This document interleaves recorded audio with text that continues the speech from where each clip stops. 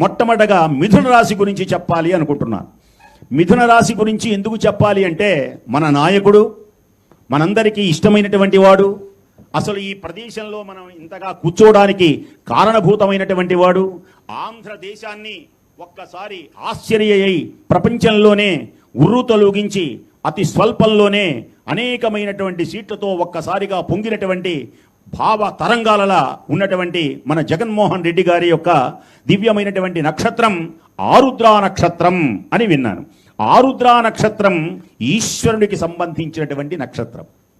ఈశ్వరుడి యొక్క దివ్య కథ కనుక వింటే ఎన్ని కష్టాలు పడ్డాడో జగన్మోహన్ రెడ్డి గారు కూడా అన్ని కష్టాలు పడి విజయాన్ని సాధిస్తున్నారు. ఆయన ఏ కష్టం పడ్డాడు అంటే విషాన్ని మింగాడు. అంతేకాదు, లోకమును ఉద్ధరింప చేయడానికి జడలు ఎందుకు పెంచుకున్నాడు ఆయన? క్రాప్ చేసుకోవచ్చు కదా అంటే దేనికైనా ఆయన రోడ్ల మీద తిరగాలి. దీనికి దానికి పోలికలంతే. భగీరథుడు కోరితే ఈ లోకమునకు మేలుకై నిమజ్జజ్జ నౌహోత్మ తత్పంక శంకాకరాత్మోర్మి నిర్మగ్న నీరేజ రేఖొన్న మద్భృంగ నేత్రోత్సవ శ్రీ గంగా భవానిని ధళధళ ఈ భూమి బ్రద్దలవ్వకుండా కాపాడి జడలలో బంధించాడు. ఈ భూమిని కాపాడడానికి సహజమైనటువంటి సౌజన్యాన్ని పొందాడు. మొట్టమొదటగా మిథున రాశి గురించి రైట్ సార్. ఇంకా చాలా పొగడ్తలతో ముంచెత్తారు.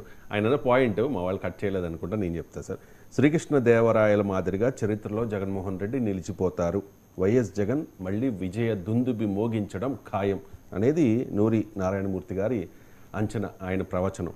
ఇక నెక్స్ట్ వచ్చేసి తెలుగుదేశం పార్టీ ప్రభుత్వ ఆధ్వర్యంలో జరిగిన ఈ కార్యక్రమంలో సహస్రావధాని నాగఫణి శర్మ గారు కాస్త ఎక్కువగానే చంద్రబాబు నాయుడు గారిని పొగడ్తలతో ముంచెత్తారు. దాంతోపాటు నెక్స్ట్ కూడా ఆయనే ముఖ్యమంత్రి అవుతారు అని కూడా జోస్యం కూడా చెప్పేశారు. ఒకసారి బయట ఇవాళ ఒక అద్భుతమైన కార్యక్రమానికి మన ముఖ్యమంత్రి వర్యులు శ్రీకారము చుట్టారు.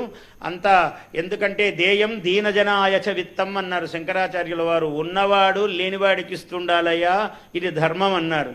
దాన్ని పాటించి ఆయన ఇవాళ ఒక అత్యద్భుతమైన కార్యక్రమం ప్రారంభించబోతున్నారు. నేను ఒక మాటే చెబుతున్నాను, ఎందుకంటే ఆయన మహానుభావుడు, ఆయనే బంగారు మనిషి. ఎందుకంటే ఆయనకు దేశంలో ఆయన వల్ల ఉపకారం పొందిన వాళ్ళు, చాలా ధనవంతులైన వాళ్ళు ఎంతో మంది ఉన్నారు. ఆ ధనవంతులను తన కోసం ఉపయోగించుకోకుండా రాష్ట్రములో ఎవరైతే ఆర్థికముగా వెనుకబడి ఉన్నారో ఒక 20 లక్షల మంది, మళ్ళీ ఒక 15 లక్షల మంది, ఇలాగ ఒక ప్రణాళిక పెట్టుకుని వారు చూస్తున్నారు. అందరి కుటుంబాలు బంగారు కుటుంబాలు పసిడి మయము కావాలి అనే ఒక ఉత్తమ సంకల్పంతో ధనవంతులందరికీ ఒక బాధ్యత. నీవు డబ్బు సంపాదిస్తే సమాజం నుంచే కదా, మళ్ళీ ఆ సమాజానికి నువ్వు ఎలా ఇస్తావు అనే ఒక ప్రాథమిక సూత్రం పెట్టారు ఆయన అద్భుతంగా. ఇవాళ మామూలుగా చంద్రబాబు గారు ఏది మొదలు పెట్టినా ఈ సంవత్సరము విజయముగా ఇలా ఉన్నతోన్నతముగా ఉంటాయి. వారి చెయ్యి అంత గొప్పది. ఈ సంవత్సరము ప్రజలందరూ బాగుపడతారు, విశ్వాసంతో ఉండాలి. ఎవరికైనా పదవులు ఆలస్యం కావచ్చు, ఇంకోటి కావచ్చు, ఏమీ తొందరపడొద్దండి. చాలా శాంత పురుషుడు ఆయన సహనమే మనం కూడా నేర్చుకోవాలి. నాకు ఈరోజే రాత్రికి పదవి రాలేదే అని అనుకోవద్దండి. వారమైనా, నెలైనా, 10 నెలలైనా, ఓ 2 ఏళ్ళు పట్టినా, 3 ఏళ్ళు పట్టినా, ఎందుకంటే ఆయన మహర్జాతకుడు. 4 సార్లు ఎవరండి ముఖ్యమంత్రి అవుతారు? ఆయన 5వసారి అవుతాడు, 6వసారి అవుతాడు ఆయన. ఇటువంటి మహానుభావుడు మనకు రాష్ట్ర ముఖ్యమంత్రి. ఆయనకు తగినట్టే ఆయన చుట్టూ అందరూ మంత్రిమండలి కూడా అలా ఉన్నది. అధికారులు కూడా ఆయనకు అదుపాజ్ఞలలో అందరూ ప్రేమతో పనిచేస్తూ ఉన్నారు. ఆయన పంచాంగ శ్రవణంలో సగం చంద్రబాబు నాయుడు గారిని పొగడ్డానికి సరిపోయిందని అనుకుంటా సార్. చాలా ఉంది, ఇంకా పొగడ్తలు ఉన్నాయి. అండ్ దాంతోపాటు ఈ వర్మ లాంటి అసంతృప్తులకు కూడా ఆయన ఏదో చెప్పే ప్రయత్నం చేస్తూ ఉన్నారు, మీకు ఇంకా పదవులు వస్తాయి అని చెప్పి చెప్పడం. అండ్ దాంతోపాటు ఇంకొకటి 2 యాడ్ చేస్తాను సార్ నేను. ఈ ఏడాది ప్రపంచ దిశా నిర్దేశకుడిగా మోదీ ఉండబోతూ ఉన్నారు అని చెప్పి హైదరాబాద్ భారతీయ జనతా పార్టీ ఆఫీసులో జరిగిన పంచాంగ శ్రవణం కార్యక్రమంలో సూర్యనారాయణ మూర్తి గారు చెప్పారు. దాంతోపాటు తెలంగాణలో టీడీపీ మళ్ళీ విజయం సాధిస్తుంది అని చెప్పి మల్లికార్జున శర్మ ఆయన ప్రవచనం సార్. సో ఇలా ఎవరి పంచాంగం వారిదే సార్.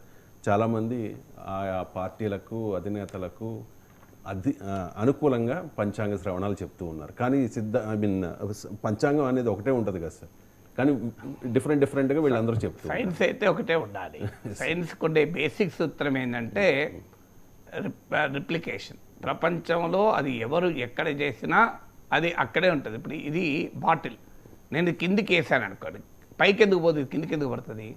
భూమికి ఉండే గురుత్వాకర్షణ శక్తి వల్ల, గ్రావిటేషనల్ ఫోర్స్ వల్ల పడుతుంది. ఇది నేను ఛాలెంజ్ చేస్తే, మీరు నేను హైదరాబాద్లో వేస్తే ఇలాగే పడుతుంది కిందికే, అమెరికాలో వేసినా కిందికే పడుతుంది, ఆఫ్రికాలో వేసినా కిందికే పడుతుంది, ఆస్ట్రేలియాలో వేసినా కిందికే పడుతుంది, అంటార్క్టికాలో వేసినా కిందికే పడుతుంది. రోదస్లో వేస్తే పడదు, అంతరిక్ష గ్రావిటీ జీరో గ్రావిటీలో వేస్తే పడదు. అంటే అర్థం ఏంటి? సైన్స్. సో ఇదే బాటిల్ ఎవరు ఎక్కడ వేసినా అదే రకంగా పడుతుంది. ఎందుకు? That is science. పంచాంగము కూడా శాస్త్రం అని చెప్తున్నప్పుడు శాస్త్రం ఒకటే ఉండాలి. అన్ఫార్చునేట్ మరి శాస్త్రాన్ని తప్ప, శాస్త్రాన్ని అన్వయిస్తున్న వారు తప్ప ఎప్పుడు కూడా అందరూ గొప్ప పండితులు. నేను అన్ని చూడలేదు, కానీ ఆంధ్రప్రదేశ్ ప్రభుత్వ నాగఫణి శర్మ చూశాను. బాధేసింది ఏంటంటే మహాపండితులు, మామూలు పండితులు కాదు, వారి విద్వత్తును మనము చేతులెత్తి దండం పెట్టాలి అందరిది. ఇప్పుడు ఇక్కడ మనం చూపెట్టిన సిద్ధాంతాలు, చూపెట్టని మీరు ప్రస్తావించిన సిద్ధాంతాలు ఎవరి విద్వత్తు పైన నాకు ఎలాంటి అనుమానం లేదు. వారికి ఉన్న విద్వత్తులో నాకు 1% కూడా లేదు. కానీ సమస్య ఏంటంటే పరమేశ్వరుడి ధ్యానం కన్నా రాజకీయ నాయకుల ధ్యానం బాధేసింది. ఎందుకంటే ఈ విద్వత్తును మనం ఎవరి కొరకు వాడాలి? ఈ పాండిత్యాన్ని ఎవరి కొరకు వాడాలి? వాడితే పరమేశ్వరం కొరకు వాడాలి. నాలాంటి వారు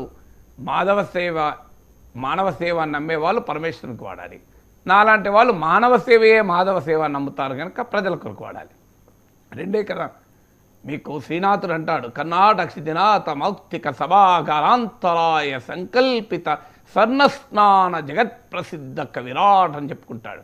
అంటే బంగారు నాణాలతో మహారాజు ఆస్థానములో స్నానం చేయించుకున్న గొప్ప కవిని అంటాడు. దానికి పోతనంటాడు, కర్ణాటకిరాత కీచకుల కమ్మ త్రిశుద్ధిగా నమ్ము భారతి అంటాడు. ఇప్పుడున్న నాయకులు కిరాత కీచకులు కారు, డెఫినెట్గా ప్రజాస్వామ్య పాలకులు. కానీ దాని ఎసెన్స్ ఏంటి? రాజుల సింహాసనాల ముందు నా సాహిత్యాన్ని నేను పాదాక్రాంతము చెయ్యను, కవులు హలికులైతేనేమంటాడు. అంటే నాగలి పట్టి దున్నుకొని పట్టడన్నాన్ని నేను సంపాదించుకొని కడుపు నింపుకొని భాగవతం రాస్తాను అంటూ పలికెడిది భాగవతమట పలికించడు వాడు రామభద్రుండట నే పలికిత బవారమగునట అంటూ మహాభాగవతాన్ని రచించాడు ఆ మహనీయుడు పోతన. నేను తప్పుగా ఒకవేళ ఉచ్చరిస్తే క్షమించాలి, ఎందుకంటే అది ఉద్దేశపూర్వక కాదు, ఎవరైనా పొరపాటు చేయొచ్చు. సో ఎందుకు అలాంటి మహాభాగవతాన్ని నాతో చంద్రబాబు నాయుడు పలికించాడు, కేసీఆర్ పలికించాడు, జగన్మోహన్ రెడ్డి పలికించాడు. అల్లే మీరు గమనించండి, జగన్మోహన్ రెడ్డిని పరమేశ్వరంతో పోల్చారు. ఇదేం ఈ పాండిత్యం అండి. కేసీఆర్ను రామచంద్రుడితో పోల్చారు. పోలికలకు కూడా హద్దులు ఉండాలి కదా.